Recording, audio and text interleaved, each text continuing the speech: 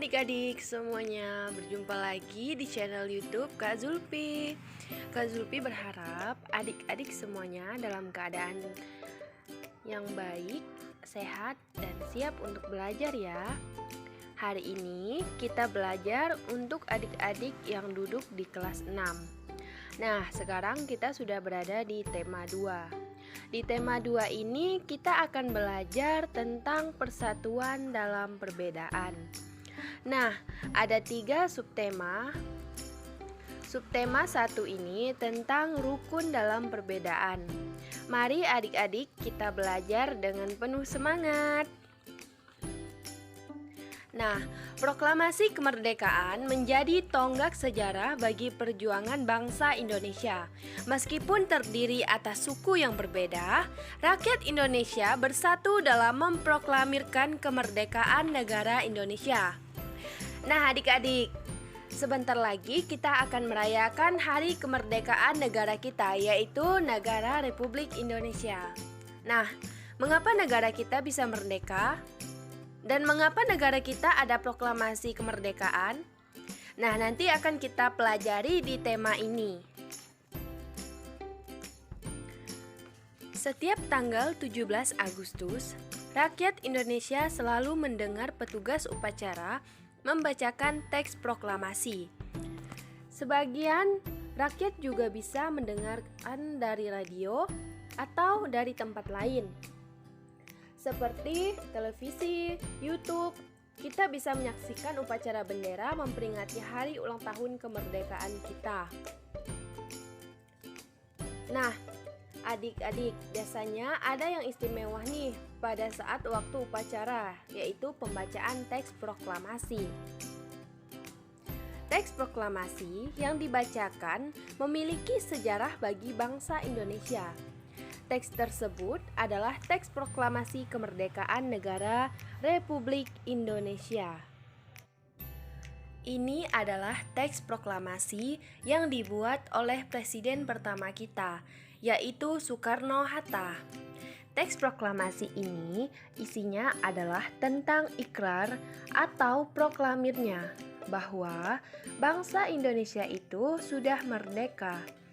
Jadi, contoh bacaan proklamasinya itu seperti ini ya adik-adik. Proklamasi.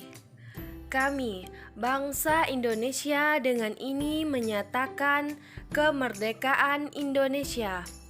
Hal-hal yang mengenai pemindahan kekuasaan dan lain-lain diselenggarakan dengan cara seksama dan dalam tempo yang sesingkat-singkatnya. Jakarta, 17 Agustus 1945, atas nama bangsa Indonesia Soekarno-Hatta. Nah, itu tadi adalah contoh pembacaan proklamasi ya adik-adik. Proklamasi kemerdekaan Indonesia. Proklamasi kemerdekaan yang dilakukan pada tanggal 17 Agustus 1945 menjadi peristiwa penting bagi bangsa Indonesia. Peristiwa tersebut menjadi tonggak sejarah di mana bangsa Indonesia berhak atas kemerdekaan dan wajib mempertahankannya. Diawali dengan dijatuhkannya bom atom oleh tentara Amerika Serikat pada tanggal 6 Agustus 1945 di kota Hiroshima dan pada tanggal 9 Agustus 1945 di kota Nagasaki. Akhirnya, karena kota Hiroshima dan Nagasaki terletak di Jepang, Jepang akhirnya menyerah kepada tentara sekutu. Peristiwa tersebut dijadikan kesempatan oleh bangsa Indonesia untuk segera membebaskan diri dari penjajahan bangsa Jepang.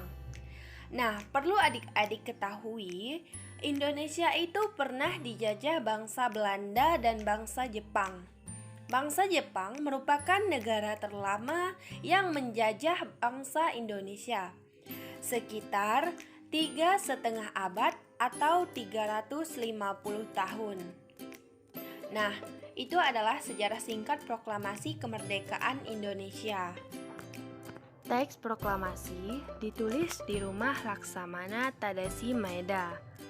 Nah, ini adalah penampakan dari rumah Laksamana Tadasi Maeda yang berada di Jalan Imam Bonjol nomor 1. Nah, adik-adik, kalau kalian pergi ke Jakarta, di Jalan Imam Bonjol nomor 1 ini ada Museum Perumusan Naskah Proklamasi. Nah, para penyusun teks proklamasi adalah Insinyur Soekarno, Muhammad Hatta, dan Ahmad Subarjo. Ketiga tokoh ini adalah penyusun naskah proklamasi. Konsep teks proklamasi ditulis oleh Insinyur Soekarno. Saat itu hadir pula BM Diah, Sayuti Melik, Sukarni, dan Soediro Sukami mengusulkan agar yang menandatangani teks proklamasi itu adalah Insinyur Soekarno dan Dr. Andos Muhammad Hatta atas nama bangsa Indonesia. Dan teks proklamasi diketik oleh Sayuti Melik. Pagi harinya, tanggal 17 Agustus 1945, di kediaman Soekarno, Jalan Pegangsaan Timur nomor 56 telah hadir antara lain Soewirjo Wilopo, Gafar Pringgodikdo, Tabrani, dan Trimurti. Acara dimulai pada pukul 10.00 dengan pembacaan proklamasi oleh Soekarno dan disambung pidato singkat tanpa teks. Kemudian bendera merah putih yang telah dijahit oleh Ibu Fatmawati. Nah, penjahit bendera merah putih adalah Ibu Fatmawati.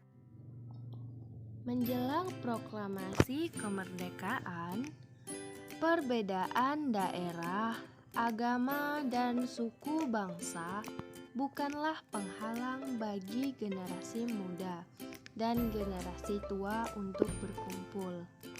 Perbedaan pendapat sempat terjadi, namun akhirnya mereka bersatu padu untuk memproklamirkan kemerdekaan Indonesia.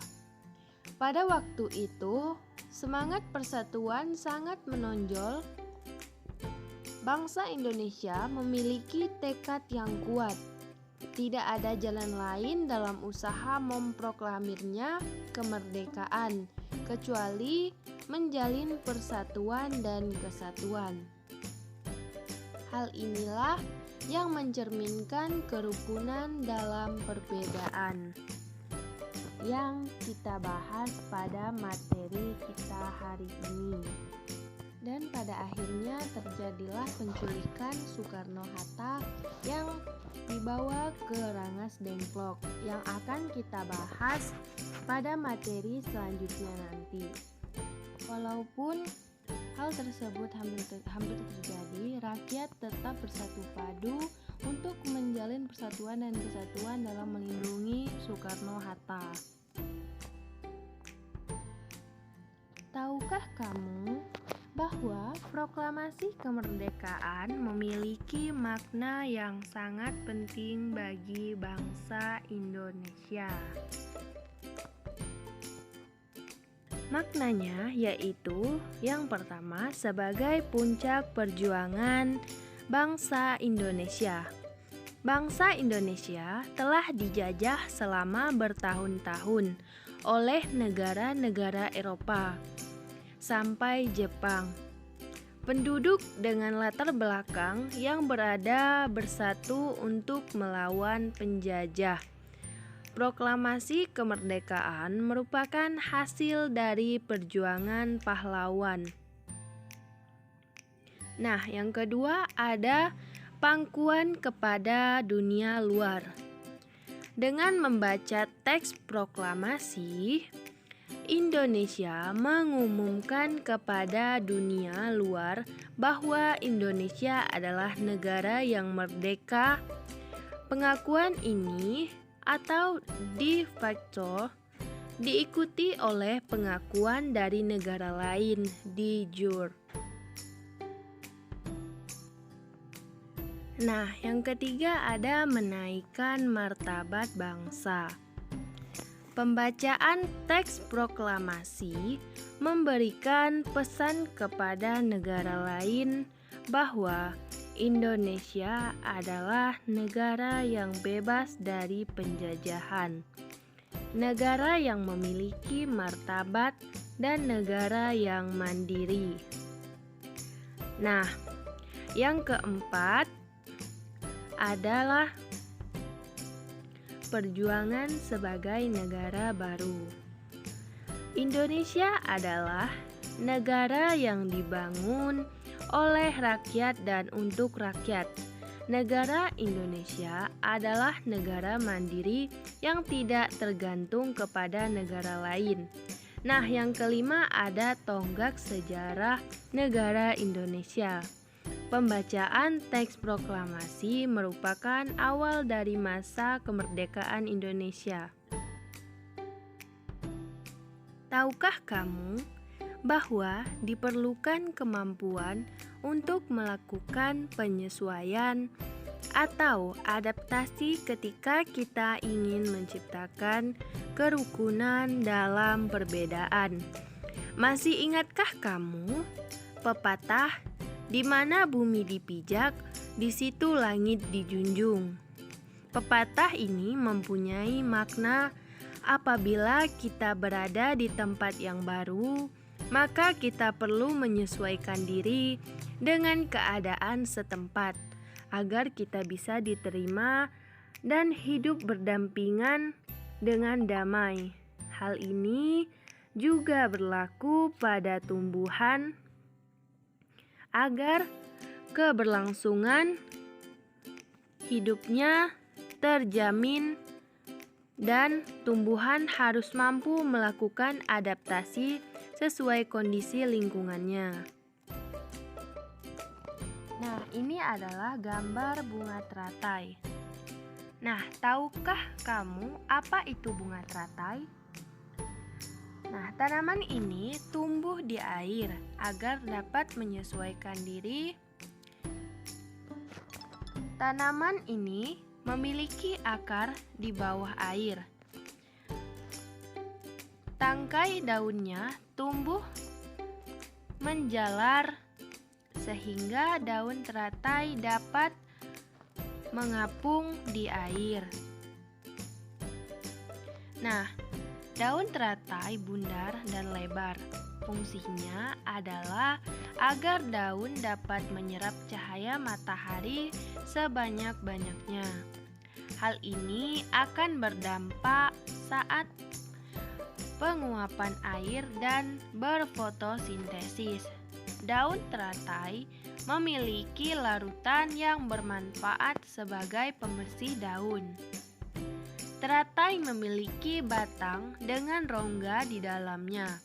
Rongga ini berfungsi untuk membawa oksigen ke batang dan akar. Meskipun akar berada di dalam air, akar masih tetap dapat bernafas.